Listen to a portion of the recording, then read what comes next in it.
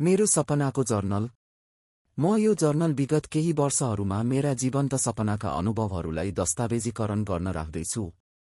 बाल्यकालदेखि नै म प्राय कल्पना र दृश्यमा हराएको पाएको छु, विशेष गरी सुतिरहेको बेला। किशोरावस्थामा मैले आफूलाई विभिन्न समानान्तर ब्रह्माण्डहरूमा देख्न थालेपछि विभिन्न जीवन बिताउँदा सपनाहरूको मेरो आध्यात्मिक बुझाइ विकसित भयो। मेरो चेतना विस्तार हुन थाल्यो, जसले गर्दा म महिनामा एक पटक जीवन्त अलौकिक सपनाहरू अनुभव गर्न थाले, जसमा प्राय हिन्दू देवताहरू र अलौकिक शक्तिहरू समावेश थिए। सुरुमा मलाई स्पष्टता, पूर्वज्ञान र टाढाको दृश्य जस्ता मानसिक क्षमताहरूमा समयपूर्व विश्वास थियो। समयसँगै मैले स्पष्ट सपना देख्ने क्षमता प्राप्त गरे र विश्वास गर्न थाले कि अलौकिक शक्तिहरूले मलाई मार्गदर्शन गरिरहेका छन् र पहेलियाहरूमा सन्देशहरू प्रदान गरिरहेका छन्। मेरो सपनाहरूप्रति यो आकर्षण बढ्दै गयो र मैले तिनीहरूलाई तार्किक रूपमा व्याख्या गर्न थाले।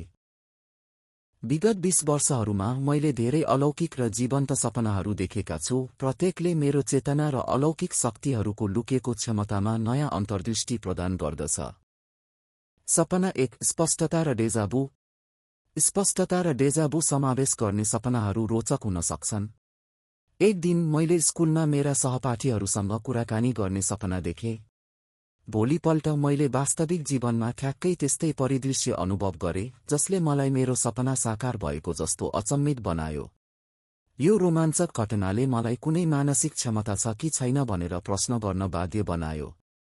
मैले घटनाको अनुसन्धान गर्न थाले र निष्कर्ष निकाले कि भविष्यको बारेमा सपना देख्ने मेरो धारणा मैले देखेका चलचित्रहरूबाट प्रभावित थियो।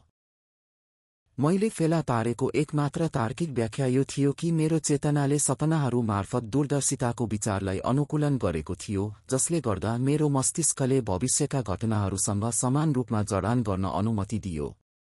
यसले मलाई विश्वास गर्न प्रेरित गरियो कि मेरो विश्वास प्रणालीले मेरो धारणालाई आकार दिन महत्त्वपूर्ण भूमिका खेलेको थियो।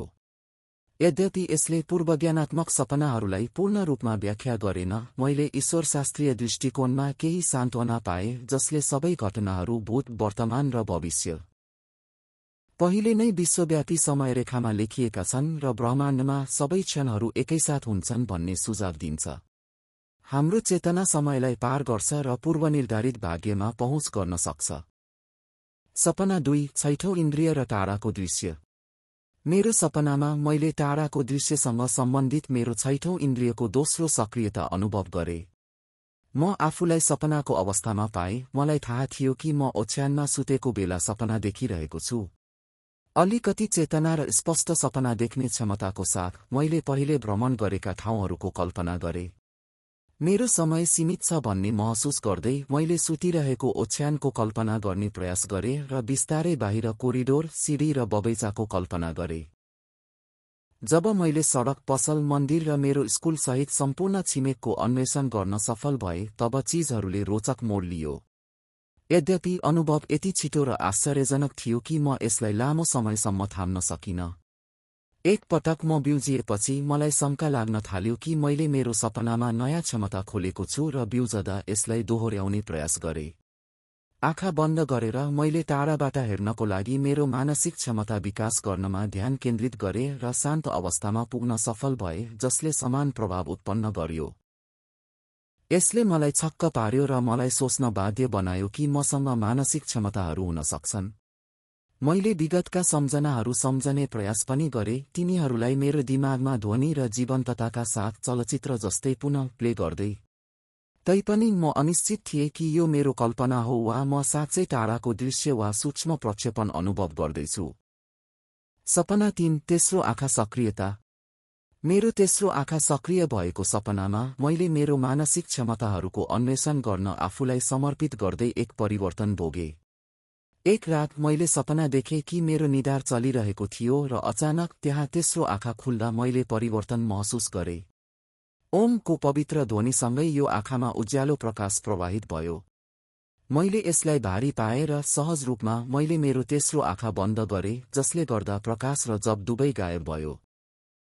मैले चाँडै महसुस गरेँ कि यो परिवर्तन मेरो तेस्रो आँखा खोलिएको कारणले भएको हो। यद्यपि मैले यसलाई बन्द गरेँ, मैले अझै पनि मेरो निधारमा झन्झन महसुस गरेँ, मानौ त्यहाँ प्वाल बनेको छ। यो दर्शनभित्र मैले एक चम्किलो नीलो अनुहार देखेँ, त्यसपछि पोखरीको छेउमा प्रार्थना गर्ने क्षेत्रको झलक देखियो। यो मलाई लाग्यो कि सम्पूर्ण ब्रह्माण्डले सबै सृष्टि, विगत, वर्तमान र भविष्य एकैसाथ अवस्थित अवलोकन गरिरहेको थियो। मैले साथीहरू र परिवारले मलाई भनेका हरेक शब्दहरू देखेँ, घटनाहरूको अनन्त प्रवाह अनुभव गर्दै। अन्ततः मैले भगवान शिवको पनि झलक पाएँ। सपना 4 नागहरूको परिचय। तेस्रो आँखा सक्रिय गर्ने सपनापछि मैले सपनाहरूको एक श्रृङ्खला अनुभव गरेँ, जसमध्ये एउटा विशेष रूपमा उल्लेखनीय थियो। यो नागहरूको बारेमा थियो। मेरो मानसिक क्षमताहरू खोलिसकेपछि मैले मेरो अहङ्कारलाई प्रसन्न पार्न थालेँ। यो एक व्यक्तिगत यात्रा हो जसले मलाई मेरो आफ्नै मनोरञ्जन र आनन्दको पछि लाग्न अनुमति दियो। मैले यो प्रक्रियालाई अप्राकृतिक ठाने, विश्वास गर्दै कि मेरो अन्वेषणले अन्य मानिसहरू वा ब्रह्माण्डलाई असर गर्दैन। रत्नपार्कको आकाश पोखरीमा एउटा स्पष्ट सपनाको क्रममा मैले मेरो वरिपरि मानिसहरूको भिड देखेँ। जब म अर्को ठाउँमा नेभिगेट गर्ने प्रयास गरेँ, म मेरो चेतनाको बारेमा सचेत भएँ। म सपना देखिरहेको छु भनेर चिनिनँ।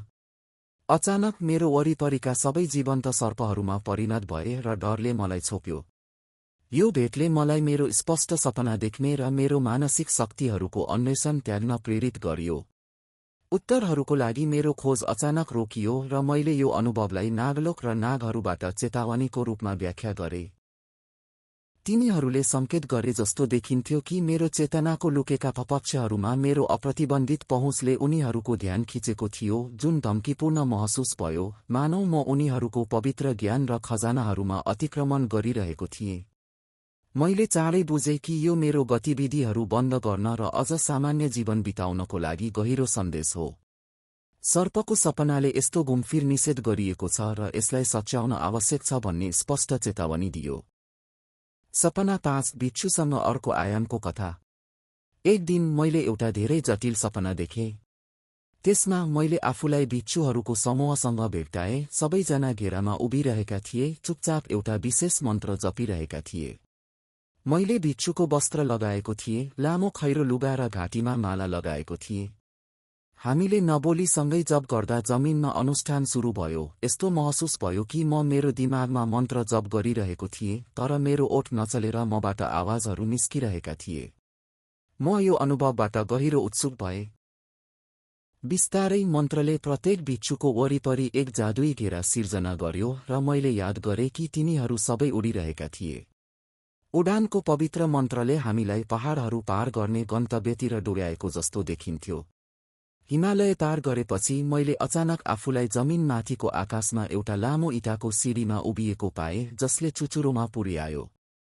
मेरो पछाडिको बिच्छुले मलाई नबोल्न वा मुख नखोल्न निर्देशन दिए, मलाई सल्लाह दिए कि पवित्रता र नम्रताले अझ धेरै कुरा प्रकट गर्नेछ। मैले आज्ञा पालन गरेँ र मेरो अगाडिको बिच्छुलाई पछ्याएँ। केही क्षणपछि म शिखरमा पुगेँ, जहाँ मैले एउटा ठूलो रुख देखेँ। यसको मुनि एक बुद्ध जस्तो आकृति बसेको थियो, जसले चम्किलो प्रकाश र आभा फैलाइरहेको थियो, शान्तपूर्वक ध्यान गरिरहेको थियो। वरपरका ठाउँहरू उत्कृष्ट फूलहरू, चराहरू र उज्जवल बहुमूल्य रत्नहरूले सजिएका थिए, जुन मैले पहिले कहिल्यै भेटेको थिइनँ। मैले यी चमत्कारहरूको प्रलोभनको प्रतिरोध गरेँ, स्वीकार गर्दै कि म अर्को आयाममा छु। जब म यस दिव्य क्षेत्रको नजिक पुगेँ, मैले मेरो खुट्टामा चिसो बुदबुदी महसुस गरेँ, जुन सर्प जस्तै भयो। मैले तुरुन्तै महसुस गरेँ कि जमिन रङ्गीन सर्पहरूले भरिएको थियो, जुन यस आयामको अभिन्न अङ्ग जस्तो देखिन्छ। त्यस क्षणमा मेरो पछाडिको बिच्छुले मेरो विचारहरूमा फुसफुसाए, मलाई विश्वस्त पार्ने प्रयास गर्दै कि यी सर्पहरू बुद्धिमान र दिव्य आध्यात्मिक प्राणीहरू थिए। यदि मेरो मनसाय राम्रो थियो र मेरा विचारहरू शुद्ध थिए भने पूर्ण रूपमा हानिरहित थिए। जब म बुद्ध भगवान तिर बढेँ, बिच्छुले मलाई सम्झाए कि म त्यहाँ दिव्यबाट सिधै मेरो वास्तविक आत्माको बारेमा सुन्न र ज्ञान प्राप्त गर्न आएको थिएँ। दुर्भाग्यवश मलाई एउटा नीलो सर्पले रोक्यो। सपना 6 विगतको जीवन प्रतिगमन। मेरो छैठौं सपनामा मैले दिन र रातको सम्झना दिलाउने प्रकाश र अन्धकारको मिश्रण अनुभव गरेँ। एक रात मैले आफूलाई दुई साथीहरूसँग बसिरहेको प्राचीन समयको दृश्यमा भेट्टाएँ। यद्यपि म भाषा बोल्दिनथेँ, मैले मेरो सपनामा तिनीहरूलाई बुझेँ, जुन विगतको जीवन प्रतिगमन जस्तो महसुस भयो। दुई व्यक्तिहरूको 200 मिटर पूर्वमा अवस्थित मन्दिर पछाडिबाट 2 तरवारहरू निकाल्ने योजना थियो र म त्यसको एक हिस्सा थिएँ। हाम्रो रणनीति सरल थियो। हामी त्यस स्थानमा उड्नेछौँ जहाँ म मन्त्रको संरचना सिर्जना गर्नेछु। मैले मन्त्र प्रदर्शन गर्दा एउटा चम्किलो रातो संरचना देखा परियो र म परम्परागत सेतो लुगा लगाएको थिएँ। 2 सेतो तरवारहरू जुन जमिनबाट उठेका थिए र मेरो हातमा थिए। मेरा साथीहरूको लागि पनि त्यस्तै भयो र चाँडै हामी प्रत्येकको आत्माको ब्लेड थियो। अचानक हामी धेरै मानिसहरूले घेरिएका थियौं, तिनीहरूको पवित्र क्षेत्रमा हाम्रो उपस्थितिको बारेमा सतर्क। हामी त्यहाँ एउटा प्राचीन कलाकृति प्राप्त गर्न आएका थियौं। हाम्रो परिवारको विरासत भनिने एउटा जादुई हतियार जुन हाम्रो रक्त सञ्चार र आत्माहरू मार्फत जागृत हुनेछ। जब उनीहरूले थाहा पाए कि हामी लुकेका हतियारहरू सक्रिय पार्ने प्रयास गरिरहेका घुसपैठियाहरू हौं, उनीहरूले हामीलाई समात्न खोजे। म तुरुन्तै तरवारहरू लिएर घर उडेर आफूलाई मेरो ओछ्यानको छेउमा भेट्टाएँ, सेतो लुगा लगाएर कोठामा उभिरहेको मेरो सुतिरहेको आत्मालाई हेर्दै।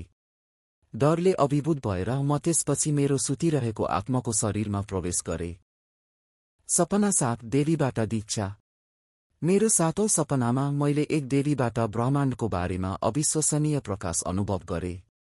मैले आफूलाई एउटा गुफामा पाएँ जहाँ मन्त्रको सुरुवात गर्ने एक दिव्य व्यक्तित्वको सामना गरिरहेको थिएँ। उनको ओठबाट कुनै आवाज निस्किएन, तर मन्त्र वायुमण्डलमा कम्पनशील रूपमा प्रतिध्वनित भयो र म मेरो मनसँग मौन दोहोर्याउँदै उनको साथमा सामेल भएँ। जब हामीले जप गर्यौं, मेरो धारणा विस्तार भयो, जसले गर्दा म गुफा वरिपरिको जङ्गल देख्न सकेँ। बिस्तारै मेरो चेतना फराकिलो हुँदै गयो र अन्तरिक्षबाट पृथ्वीलाई हेर्न सके, जसमा ग्रहहरू, ताराहरू, चन्द्रमा र सम्पूर्ण ब्रह्माण्ड समावेश छन्। मन्त्रको ध्वनि र कम्पन ठूलो र शक्तिशाली हुँदै गयो। देवीले आफ्नो हृदय चक्रबाट जप गर्दा सम्पूर्ण ब्रह्माण्डमा प्रतिध्वनित भयो।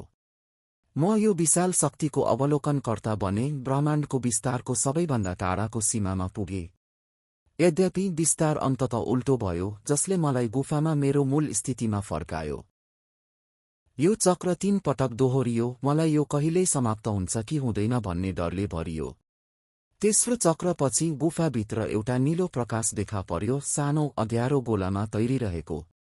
यो नीलो गोला ब्रह्माण्डबाट अलग्गै देखिन्थ्यो, जसले मन्त्रको ध्वनि आवृत्तिसँग जोडिएको गुरुत्वाकर्षण र टेलिकिनेसिस जस्ता सम्भावनाहरूलाई सङ्केत गर्दै थियो। सपना 8 आकार परिवर्तन गर्ने नागको मन्त्र। 8औं सपनामा मैले आकार परिवर्तन गर्ने नागहरूसँग सम्बन्धित दीक्षा अनुभव गरेँ। एक रात म सुतिरहेको बेला मैले मेरो वरिपरि अलौकिक प्राणीहरूको उपस्थिति महसुस गरेँ। नजिकै मैले 20 फिट लामो र कोब्रा जस्तै 6 फिट अग्लो उभिएको, आकर्षक रातो आँखा भएको विशाल कालो सर्पलाई भेटेँ। मलाई शङ्का लाग्यो कि यो नाग हो र यो मेरो सपनामा किन देखा पर्यो भनेर सोच्न थालेँ। नागाले आफ्नो कालो आँखाबाट मलाई देखेर आफ्नो शक्तिशाली मन्त्र प्रयोग गरेर सेतो लुगा लगाएको व्यक्तिमा आकार परिवर्तन गरे। मेरो दर्शनमा मैले आफ्नो घाँटीमा सर्प जस्तो दिव्य आकृति देखेँ र मैले आफूलाई जमिनमा प्रार्थना गर्दै र भक्ति देखाउँदै पाएँ। सपनाले मलाई जागरुकता प्रदान गरियो कि मैले त्यही ब्रह्माण्डभित्र अर्को आयाममा नागहरूको लुकेको संसारको अन्वेषण गर्नुपर्छ। सर्पले यसको महत्त्व र गरिमा प्रदर्शन गरियो र मैले महान सृष्टिकर्ता देवता भगवान शिवको घाँटीसँग यसको सम्बन्ध पहिचान गरेँ। मलाई शङ्का थियो कि नागा वासुकी नागराज हुन्, जसको क्षेत्र र चालहरू लुकाउनको लागि हुन्। मेरो सपनामा विचार गर्दा मैले महसुस गरेँ कि मसँग नागदोष छ, जसले मलाई नागहरू र तिनीहरूका गतिविधिहरू बुझ्ने क्षमता प्रदान गर्दछ। तिनीहरूद्वारा गरिने कार्यहरू र अनुष्ठानहरू तिनीहरूको संस्कृत र सर्प भाषाका मन्त्रहरू सहित गोप्य राख्ने उद्देश्यले गरिन्छ। सपनाको समयमा मैले आकार परिवर्तन र अन्तरआयामी यात्राको लागि मन्त्रमा ट्याप गरेँ। मेरो अवचेतनले यो दीक्षालाई अवशोषित गर्यो, जुन सामान्यतया मानवता र ब्रह्माण्डबाट लुकेको हुन्छ। सपना 9 नागलोकाको अन्तरआयामी यात्रा। नागलोकको अन्तरआयामी यात्रा र नागमा रूपान्तरणको सपना। एक रात मैले नागलोकको अन्तरआयामी यात्रा र नागमा रूपान्तरणको सपना देखेँ। सपना 8औं शरीरको नागलाई मानवमा रूपान्तरणको बुझाइले मलाई पहिले नै परिचय गराइसकेको थियो र त्यस समयमा नागराजले मलाई केही संस्कारहरू पुनर्जीवित गर्न र विगतको लागि जिम्मेवार र सम्झन खोजिरहेका थिए। नागराजले मलाई अन्तरआयामी यात्रा मन्त्र र आकार परिवर्तन मन्त्र दिँदै थिए। नागराज वासुकीको उद्देश्य मन्त्र स्वीकार गर्नु थियो र नागलोक वास्तविक हो र मलाई सपनामा नागलोकको भ्रमण गर्न आवश्यक छ। मैले एउटा सपना देखेँ जहाँ एउटा विशाल रुख थियो र मैले आफूलाई नागमा रूपान्तरण गरेँ र धेरै नागहरू जहाँ नागलोक जान हतार गर्दै थिए म तिनीहरूको पछि लागेँ र त्यहाँबाट प्वाल र मूर्ति भेट्टाएँ। म नागलोकमा गएँ।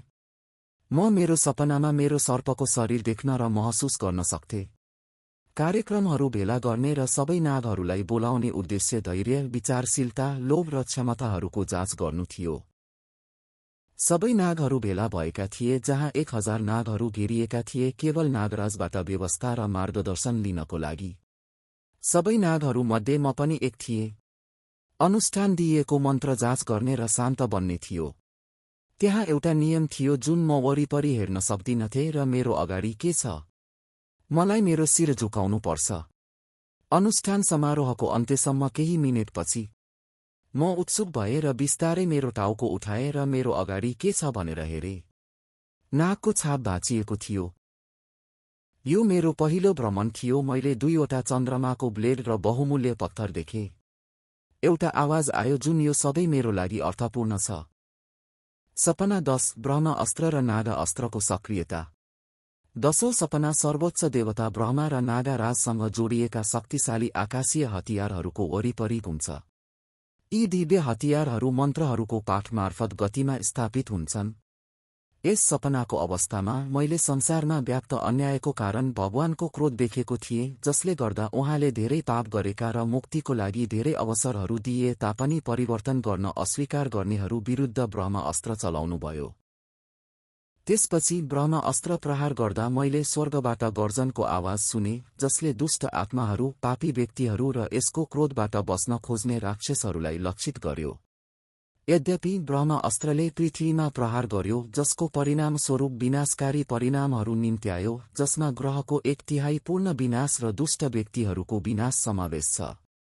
भगवानको क्रोधबाट डराएका धेरैले आसन्न विनाशबाट शरण लिने आशामा नागा राजबाट दयाको लागि बिन्ती गरे। फेरि एक पटक नागा अस्त्र मन्त्र उच्चारण गर्दा आकाशमा एक मन्त्र गुन्जियो। न्यायबाट बस्न खोज्नेहरू सर्पमा परिणत भए, आफ्नो मानवता र अनन्तताको बाटो गुमाए। दुवै अस्त्रहरू समावेश गर्ने न्यायको यो क्रमलाई हेर्दा मेरो चेतना मन्त्रहरू जप्दै जुन मेरो अवचेतनमा कुदिएका थिए प्रति अभ्यस्त भयो। यस्ता शक्तिशाली हतियारहरू कुनै पनि परिस्थितिमा कुनै पनि प्राणी विरुद्ध कहिल्यै प्रयोग गर्नु हुँदैन। मैले निष्कर्ष निकालेको छु कि सपनाहरू हाम्रो कल्पनाको उत्पादन मात्र लाग्न सक्छ। तिनीहरूले मानसिक क्षमताहरू र पुस्तादेखि पुस्तासम्म सरेका पुरातन कथाहरूको गहिरो प्रभावसँगको सम्बन्धलाई पनि सुझाव दिन्छन्। परोपकारी र दिव्य शक्तिहरूको कथाहरू। यदि सपनाहरूमा कुनै सत्यता छ भने तिनीहरू सम्भवतः ऐतिहासिक तथ्यहरूसँग बाँधिएका छन्। यद्यपि यी सत्यहरू केवल व्यक्तिगत सपनाहरू मार्फत मूल्याङ्कन गर्न सकिँदैन। मैले देखेको छु कि मानव आत्मा प्रत्येक बहुविश्वसँग जोडिएको छ जुन सङ्ख्यामा अनन्त छ। त्यहाँ 11 मन्त्रहरू छन् जसले हामीलाई हाम्रो वास्तविकतासँग जोड्दछ, हामीलाई मार्गदर्शन गर्दछ, हाम्रो भाग्यलाई आकार दिन्छ, हामीलाई प्रेरणा दिन्छ, हाम्रो व्यक्तित्वलाई प्रभाव पार्छ र न्याय र सम्मानलाई प्रवर्धन गर्दै गतिविधिहरूमा हाम्रो छनौटहरू निर्धारण गर्दछ। यी 11 मन्त्रहरूले मानसिक क्षमताहरूमा पहुँचलाई पनि सहज बनाउँछन् र हाम्रा इन्द्रियहरूलाई संलग्न गर्छन्। यद्यपि 12औं मन्त्रले हामीलाई अनन्त बहुविश्वहरूमा हाम्रो प्रत्येक वैकल्पिक संस्करणसँग जोड्दछ। अन्ततः मैले महसुस गरेको छु कि 12औं मन्त्रले हाम्रो वास्तविक स्वलाई प्रतिनिधित्व गर्दछ। प्रत्येक व्यक्तिले यस 12औं मन्त्रको अनुनादलाई मूर्त रूप दिन्छ जसले हामीलाई ब्रह्माण्डमा 12औं मन्त्र बनाउँछ। यसैकारण हामी अन्य ऊर्जा र आध्यात्मिक शक्तिहरूलाई आकर्षित गर्छौं।